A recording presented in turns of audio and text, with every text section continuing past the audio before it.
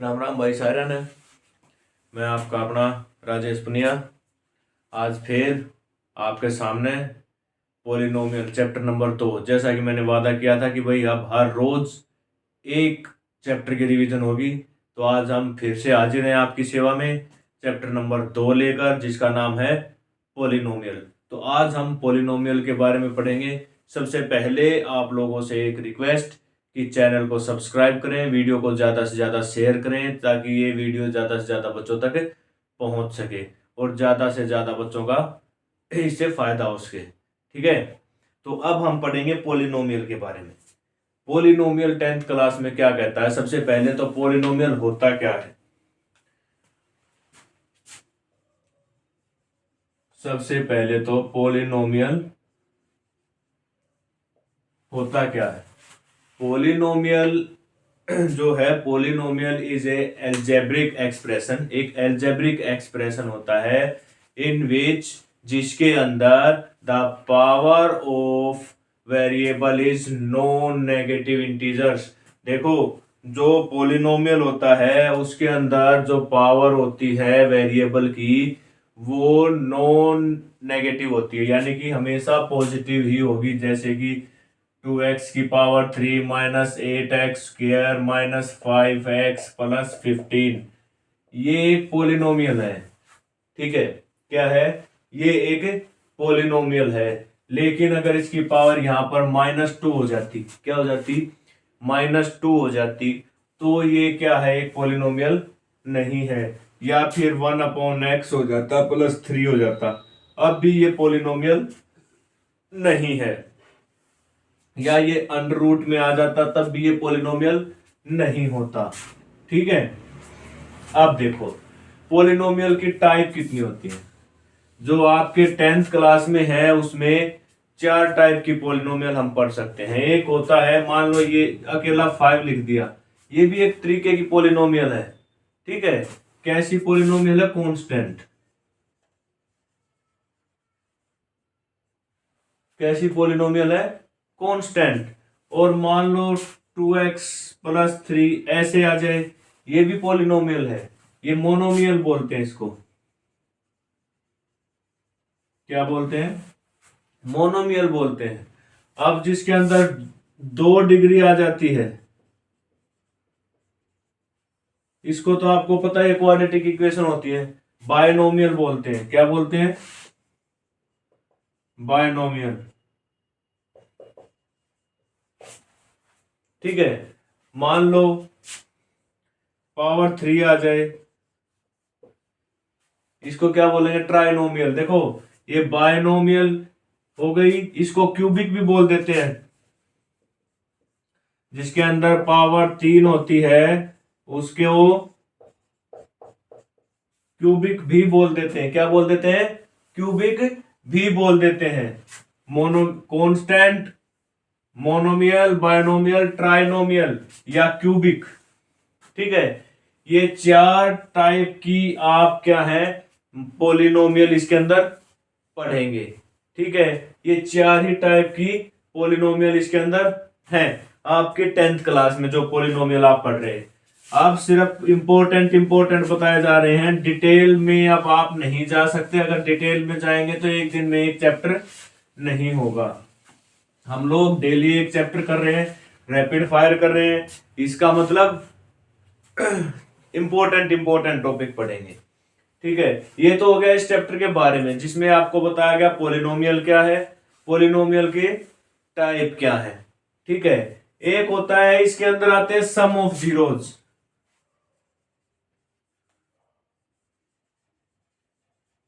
क्या आते हैं? सम ऑफ जीरोज, जिसको हम अल्फा और बीटा बोलते हैं। ठीक है, किसमें आते हैं? अल्फा और बीटा, यानी कि अल्फा प्लस बीटा, ये होता है सम ऑफ जीरोज। एक होता है हमारे पास प्रोडक्ट ऑफ जीरोज। क्या होता है? Product of zeros. ये भी अल्फा बीटा में होते हैं, अल्फा मल्टीप्लाई बीटा, ये प्रोडक्ट होती है हमारे पास। सम ऑफ जीरोज को जब हम कोफिशिएंट के उसमें रखते हैं, मान लो हमारे पास क्या है, x square plus x mine plus 8, ये हमारे पास इक्वेशन है। क्या है? ये हमारे पास इक्वेशन है। तो इसके अंदर हमारे पास होगा माइनस बी अपॉन ए। क्या होगा? माइनस बी अपॉन ए। देखो ये वाला माइनस बी, बी होगा यहां पर, ए होगा यहां पर, मान लो 2 है, ये 3 है, ठीक है। तो बी हो गया 3 और ए हो गया 2। इसको हम दूसरे तरीके से लिख सकते हैं, minus coefficient of x upon coefficient of x square. ठीक है, ये समझ आ गया सभी को? डन। उसके बाद देखो भाई, अब आ जाओ प्रोडक्ट ऑफ जीरोज में। प्रोडक्ट ऑफ जीरोज होता है कांस्टेंट के साथ, यानी कि सी अपॉन ए। क्या होगा? सी अपॉन ए, यानी कि कांस्टेंट या coefficient of constant upon coefficient of x square. हाँ, इसमें माइनस नहीं होगा। क्या नहीं होगा? सब्ट्रैक्ट नहीं होगा। तो ये तो हमारे पास हो गया सम ऑफ जीरोज, ये हमारे पास हो गया प्रोडक्ट ऑफ जीरोज। ये फॉर्मूलाज आपको पता चल गए? डन। ये बस यही फॉर्मूलाज है इसके अंदर। ये तो है सम जीरोज निकालने के फॉर्मूले। मान लो आपको कोई इक्वेशन दे रखी है, जैसे कि अभी मैं बताता हूं।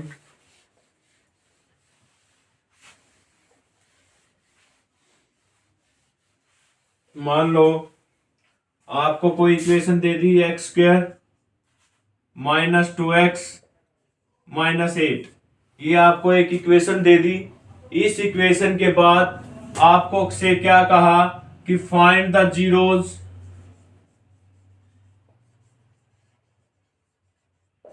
क्या कहा? Find the zeros and compare करो कोफिशिएंट के साथ। क्या करो? कंपेयर करो कोफिशिएंट के साथ। तो इसको क्या करना है आपको? मान लो देखो, वैसे तो अगर आपको सीधा सीधा फाइंड द जीरोज आ जाए तो सम ऑफ जीरोज पहले क्या करेंगे? जीरोज फाइंड आउट करेंगे, अल्फा बीटा को क्या करेंगे? फाइंड आउट करेंगे। फाइंड आउट कैसे करेंगे? ये जो इक्वेशन आपको दे रखी है, क्या है? ये जो इक्वेशन आपको दे रखी है, इक्वेशन जब आपको दे रखी है तो उसको मिडल टर्म स्प्लिट आप यहां पर कर दोगे, एक्स स्क्वायर माइनस, देखो ऐसा सम लाना है जिनका सम -2 हो और ऐसी प्रोडक्ट जिसके मल्टीप्लाई क्या हो? -8। तो -4x प्लस 2x -8, 4 -4 प्लस 2 -2 आ जाएगा, -4 मल्टीप्लाई 2 -8 आएगा। यहां से x कॉमन आ गया, x -4, और यहां पर प्लस 2 आ गया, x -4।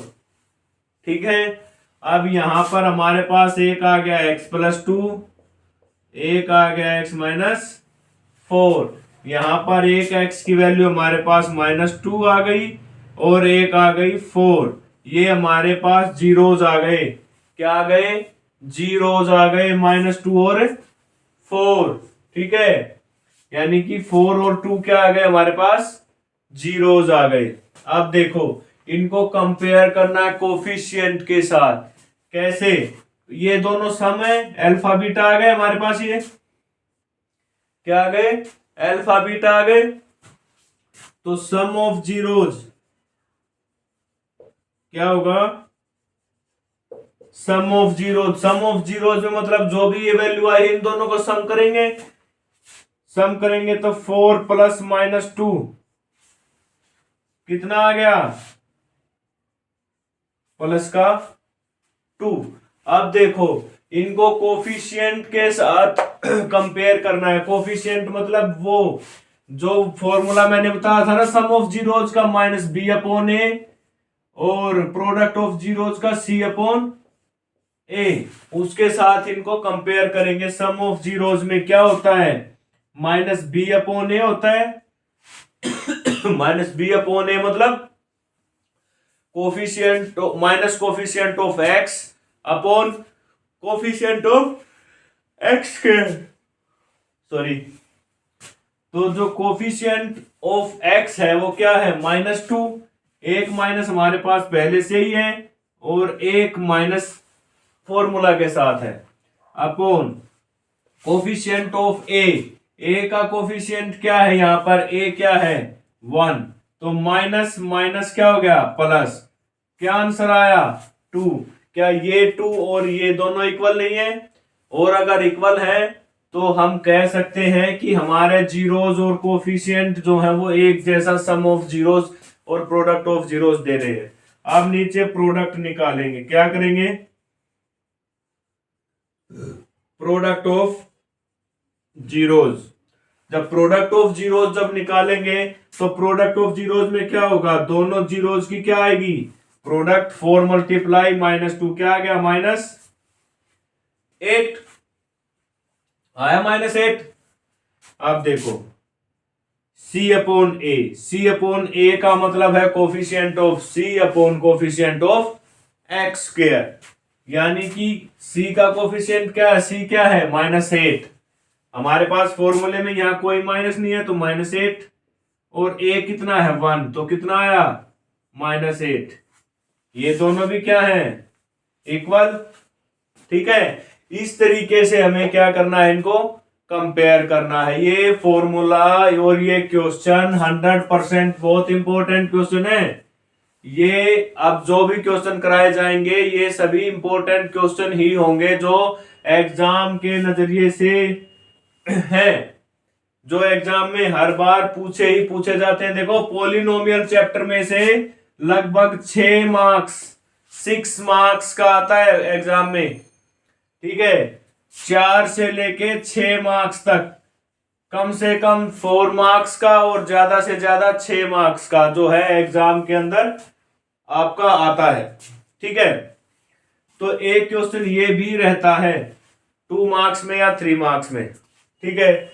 एक हमारे पास होता है इसमें से कि आपको जीरोस दे देंगे, ठीक है, क्या करेंगे आपको जीरोस दे देंगे। यहां पर तो आपको इक्वेशन दे रखी थी, क्या दे रखी थी, इक्वेशन दे रखी थी, जीरोज निकालने थे और फिर उनको कोफिशिएंट के साथ कंपेयर कर देना था, ठीक है, ये सिंपल था। लेकिन अगली बार हमें वो क्या करेगा कि जीरोज आपको दे देगा, क्या करेगा अल्फा बीटा आपको दे देगा, लेकिन उसके बाद कहेगा इक्वेशन बनाओ, क्या कहेगा इक्वेशन बनाओ। जीरोस तो आपको वो देगा लेकिन कहेगा इक्वेशन बना दो। तो अब देखो वो कैसे करेंगे,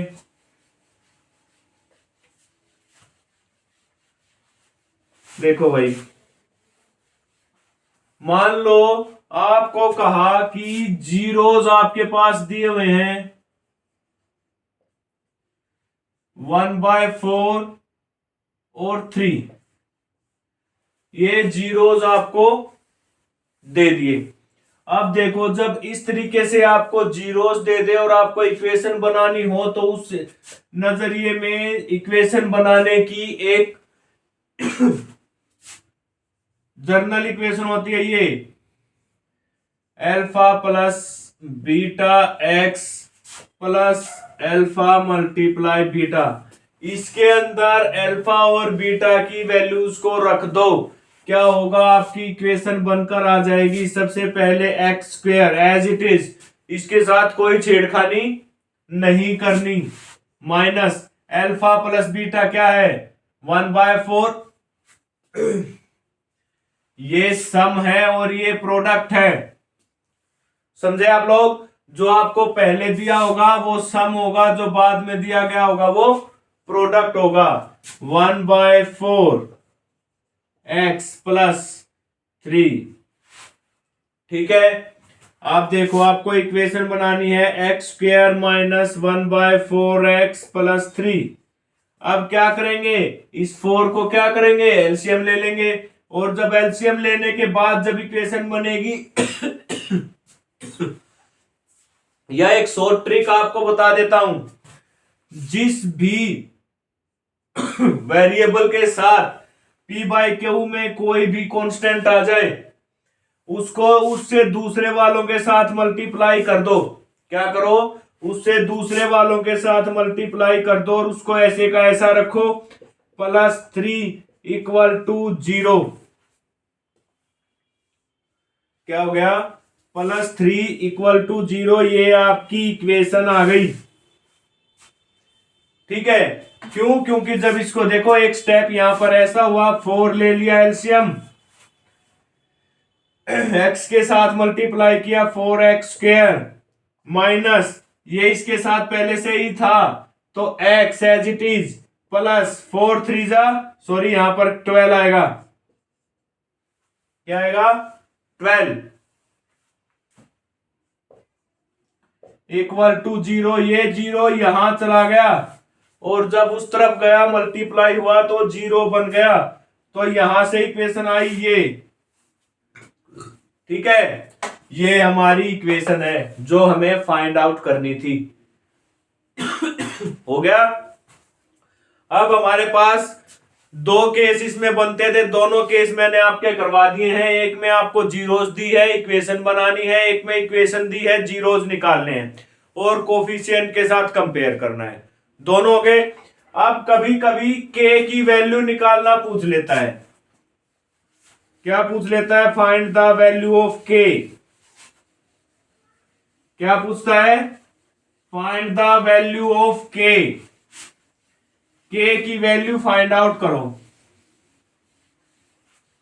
ठीक है, जैसे ही के की, मान लो कोई इक्वेशन आपको दी, इसने आपको कोई इक्वेशन दी 2x³ minus kx² minus 4x minus 8। ठीक है, ऐसा कुछ इन्होंने आपको दिया और कहा कि इसका एक फैक्टर है x-2। क्या कहा कि इस इक्वेशन का एक फैक्टर है x-2। x-2 का एक मतलब है x = 2। कैसे, इसको 0 के इक्वल रख दिया, -2 उधर गया, प्लस का हो गया। ठीक है, अब जहां जहां पर देखो क्या बात कर रहा हूं, जहां जहां पर x है वहां वहां पर 2 रख देंगे हम। क्या करेंगे, वहां वहां पर 2 रख देंगे। तो 2 × 2⁻³ माइनस k × 2⁻² माइनस 4 × 2 माइनस 8 = 0। ठीक है, 2⁻³ 8 होता है, 8 2 16 माइनस 2 2 4k। ठीक है, माइनस 4 2 8 माइनस 8।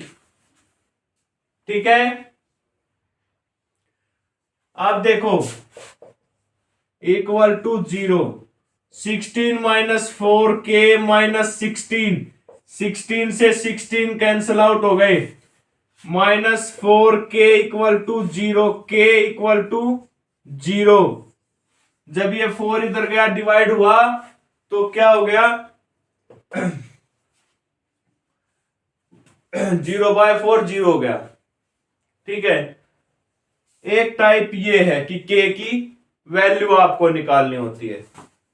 इसमें कुछ नहीं करना होता, एक आपको कोफिशिएंट यहां पर दिया हुआ होगा, उसकी वैल्यू निकाल लो और वह यहां पर पुट कर दो। पुट करते ही आपके पास k की वैल्यू आ जाएगी।